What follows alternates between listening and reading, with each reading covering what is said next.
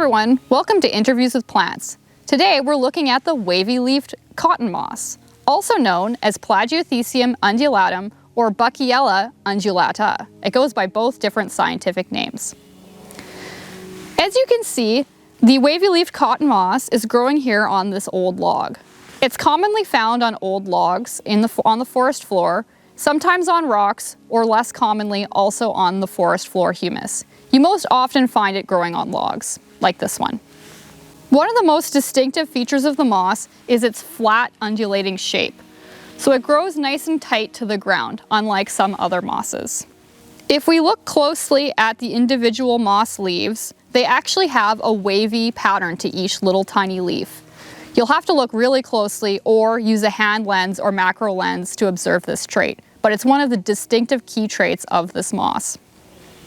If you look closely at each little moss leaf, they actually have a slightly glossy appearance, which is more obvious if you slightly move the plant.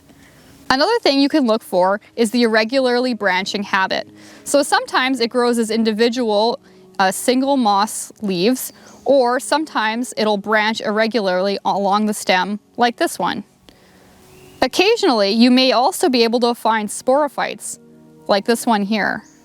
The sporophytes are the spore-producing capsules. They usually appear in the spring, and if you look really closely, have a distinctive groove along the cap.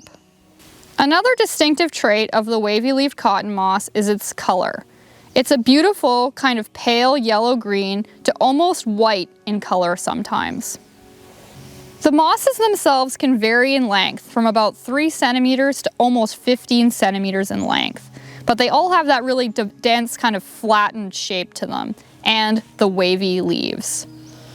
So that's a little bit about our friend, the wavy-leafed cotton moss, also known as Buckiella undulata. So let's thank the plant for its time and see you next time on Interviews with Plants.